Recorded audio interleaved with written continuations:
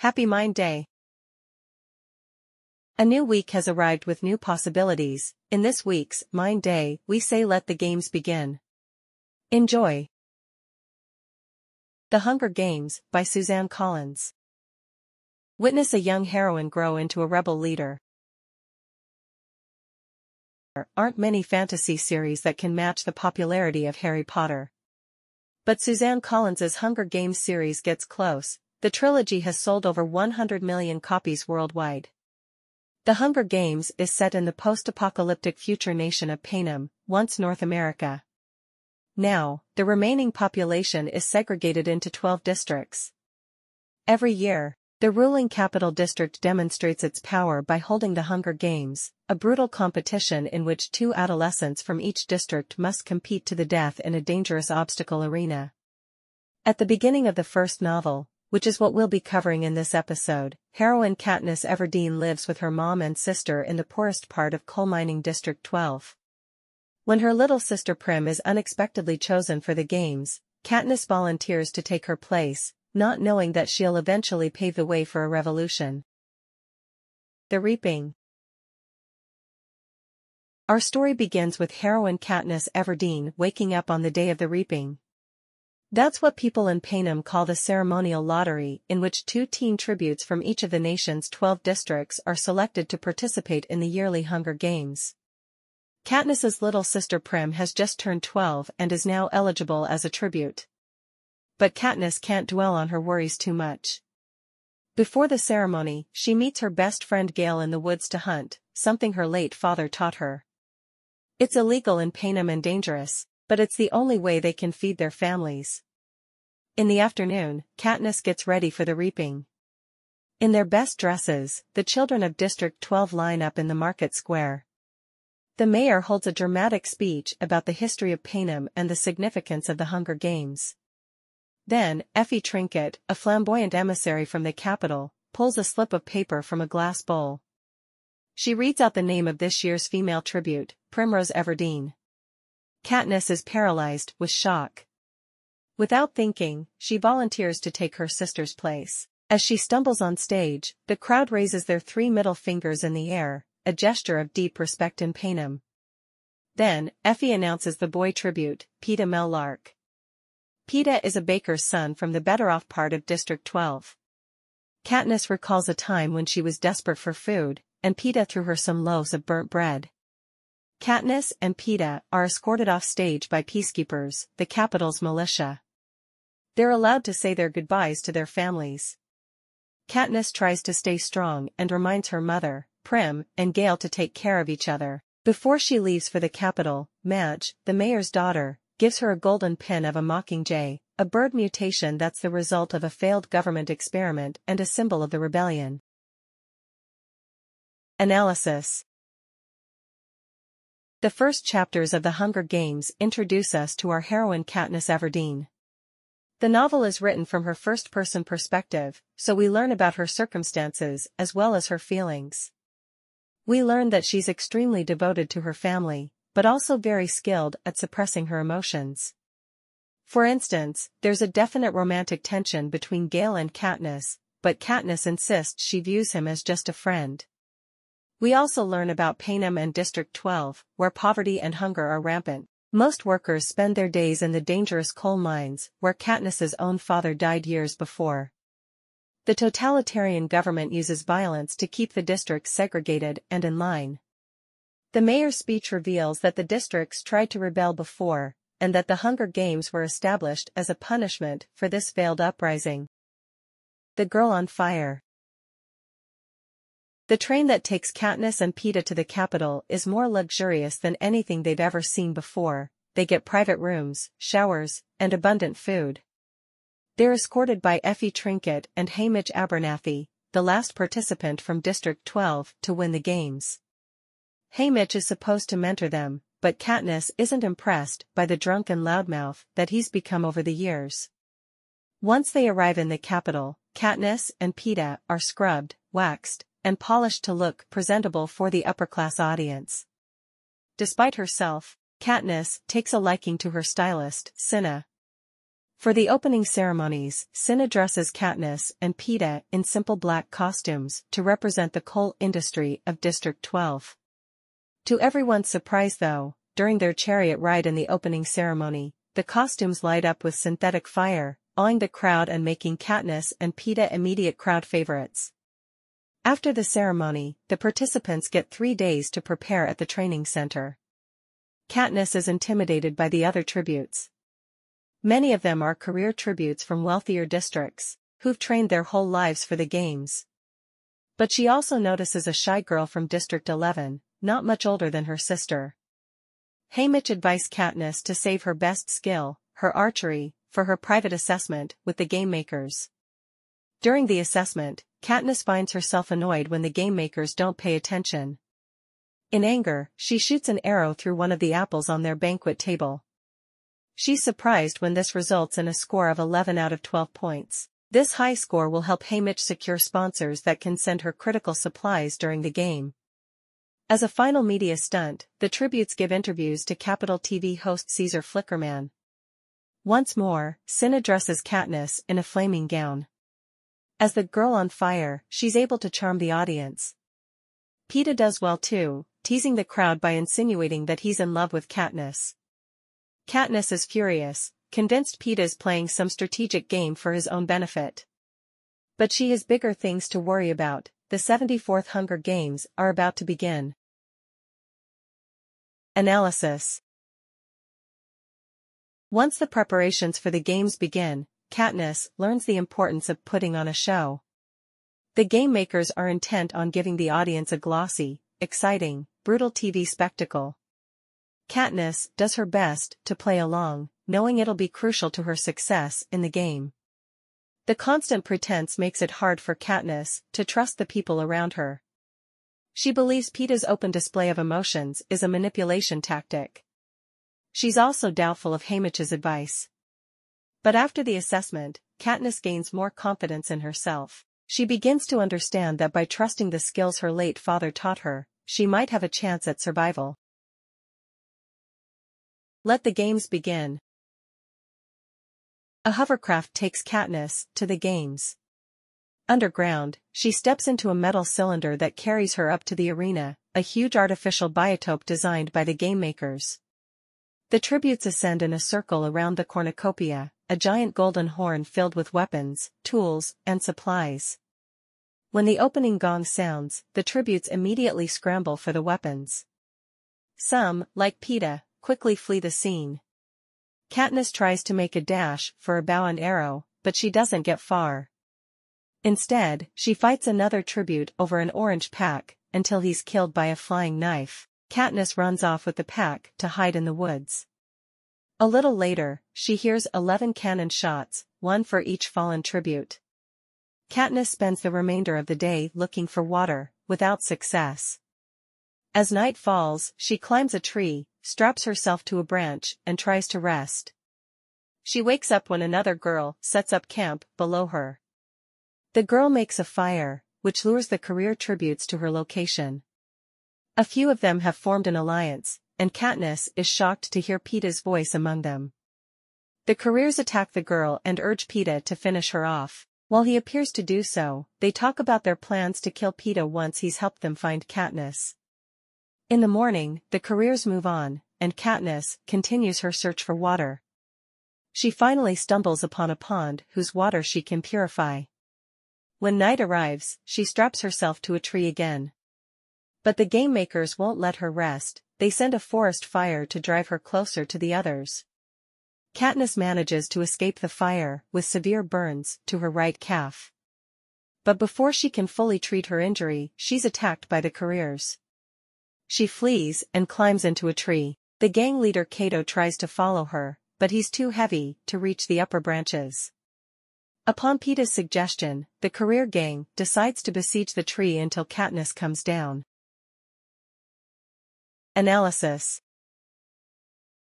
As the games unfold, Katniss gets acquainted with the deadly arena. She begins to grasp that she's not just up against the other tributes. The game makers can manipulate every aspect of the arena to shape the bloody entertainment to their liking. Katniss's distrust of PETA also seems confirmed when she finds out that he's joined the gang of career tributes. She still has her doubts about his motives though, because it seems he hasn't shared with them everything he knows yet. Rue. Trapped in the tree, Katniss suddenly notices Rue, the small girl from District 11, in a tree next to her. Rue is pointing to a nest of extremely poisonous tracker-jacker wasps that hangs above them. As quietly as possible, Katniss starts sawing on the branch with the wasp nest. She also receives the first gift from her sponsors, delivered in a package, gliding from the sky, an ointment for her burns. At night, Katniss continues to saw. She's stung 3 times before the branch finally falls. The nest explodes on the ground and the tracker-jackers attack the sleeping careers. They chase Cato and PETA to the lake, but the 2 girl tributes are stung to death. Already woozy from her own stings, Katniss climbs down the tree and manages to take the bow and arrow from one of the dead girls. Through the days, she sees PETA, telling her to run. Katniss runs until her body succumbs to the venom. She curls up on the forest floor and has horrific hallucinations. She's disoriented when she wakes again, but she's able to use the bow and arrow to kill some game. As she's roasting her food over a fire, she notices Rue watching her. Katniss proposes that they become allies, and Rue cautiously agrees. They share food, supplies, and information. Rue, whose district specializes in agriculture, treats Katniss's tracker-jacker stings with leaves. She also tells her that the career tributes are using the cornucopia as their home base and that PETA is no longer with them. With this knowledge, they devise a plan. Rue will set fires near the camp, and Katniss will use that distraction to destroy their supplies. The careers have piled the supplies into a big pyramid and protected them by surrounding landmines. Katniss shoots her arrow at a bag of apples on top of the pyramid. They come tumbling down, activating some of the mines and destroying the supplies. Pleased with this success, Katniss retreats back into the woods. But she can't find Rue until the next morning when she suddenly hears her scream. Katniss finds her tangled in a net on the floor, just before she's impaled by a spear. With a single arrow, Katniss kills the tribute who speared Rue. As Rue is dying, Katniss sings her a lullaby. The mockingjays in the trees around them pick up her song. To show the capital her disrespect for the brutality of the games, she buries Rue in a bed of flowers. Analysis. Katniss and Rue's alliance is a powerful symbol of the type of cooperation between districts that the capital fears. By sharing their skills and knowledge, they're able to outmaneuver the career tributes from the wealthy districts. It's also clear that Katniss sees a lot of her little sister in Rue. Her death is one of the most tragic and fateful moments in the novel, catapulting Katniss's hate for the capital to new heights. Star-crossed lovers. Katniss can't stop thinking about Rue, PETA, and the tribute she just killed. To thank her for taking care of Rue, District 11 sends her a loaf of bread, a first in the history of the games. And just before she settles in for the night, the game makers make an announcement. This year, 2 tributes can win, as long as they're from the same district. The next morning, Katniss sets out to find PETA. There are just 5 other tributes remaining now: Katniss, PETA, Cato, and Clove from District 2, Thresh from District 11, and Foxface, a thrifty girl from District 5. Near a stream, Katniss discovers a boulder streaked with blood. She finds PETA nestled between the rocks. He's camouflaged himself in mud, leaves, and vines. He's badly injured and Katniss carries him to a cave for them to hide. When PETA thanks her for taking care of him, Katniss gives him a rash kiss. Haymitch signals to them that this type of romance will pay by sending a hot soup from the sponsors. The pair hides out in the cave, but PETA's condition only gets worse. The leg wound has become infected and he has a bad fever. Katniss intentionally dials up the flirting to receive help from the sponsors, but nothing comes. At dawn, the game makers announce another opportunity. For each of the remaining tributes, they'll place a backpack containing a critical item near the cornucopia. Katniss knows she'll find medicine for PETA in the backpack. Peeta tries to stop her from going, but Katniss sedates him with a sleep syrup from the sponsors and sneaks off. When the backpacks appear at the cornucopia, Katniss runs to retrieve hers, but Clove from District 2 hits her with a knife and knocks her to the ground. Clove gloats that she'll enjoy killing her as much as the other careers enjoyed killing Rue. Suddenly, Thresh, the boy tribute from District 11, yanks Clove away and kills her with a rock. He tells Katniss that he'll let her go this one time, for Rue. They both take their backpacks and run. Analysis. With only 5 tributes left, the game makers announce a literal game-changer. The new rule allows Katniss and Peeta to win together. This suggests they're trying to reinforce the story of the star-crossed lovers Katniss and Peeta. While in the cave, Katniss plays to the audience's thirst for romance, hoping this will help her save Peeta. But as she does, she begins to have actual feelings for Peeta. She also thinks about Gale though, and finally admits to herself that she has real feelings for him. The winners. With the help of the medicine from Katniss's backpack, Peeta recovers quickly. Later that night, still hiding in the cave, they hear the cannon sound. Thresh is dead. The next morning, Katniss goes out hunting while Peeta gathers roots and berries. He returns with nightlock berries, which Katniss recognizes as extremely poisonous. Shortly after, they watch the corpse of Foxface being lifted out of the arena. She ate some of the nightlock Peeta left at their camp. Only Katniss, Peeta, and Cato remain in the game now. The game makers dry up all the water sources, forcing the 3 to meet at the cornucopia. Katniss and Peeta get there first. Suddenly, Cato sprints out of the woods, chased by a pack of wolf mutations. He runs past them and climbs the metal side of the cornucopia to safety. Katniss manages to follow and drag Peeta up too. But just as she does, Cato attacks and chokes Peeta. Katniss shoots him in the hand with an arrow, forcing him to release Peeta. Cato falls off the cornucopia and the wolves descend on him.